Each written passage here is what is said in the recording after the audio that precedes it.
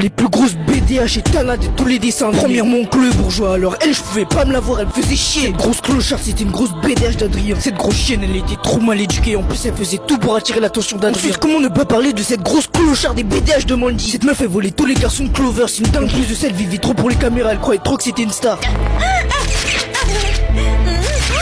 Alors tu vas sur les magazines? Exactement, et ça c'est du tout vu parce que ça s'est toujours passé comme ça.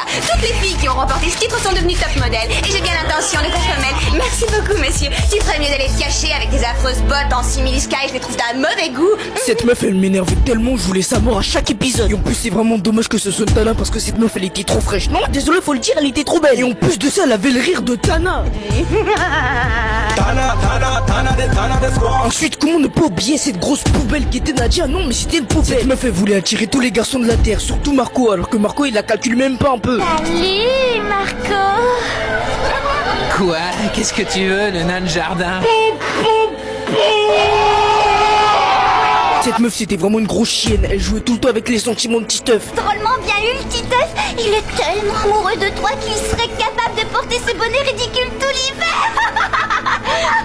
Cette meuf, elle croyait trop qu'elle était belle, alors qu'elle ressemblait à Petit Tonnerre dans Yakari. Cette grosse BDH, tout ce qu'elle savait faire, elle, c'était gifler Titeuf. La peau de Titeuf, il lui a chatouillé le nez. Attends, laisse-moi t'expliquer.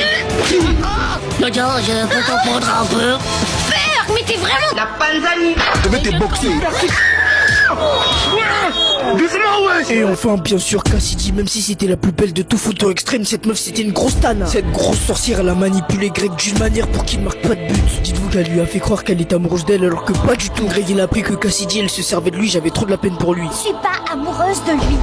Amy a raison, parler avec lui, c'est le cauchemar. Luna, elle a forcé Cassidy à s'excuser auprès de Greg, et elle s'est excusée, bien sûr, c'est Tana. Je voulais m'excuser.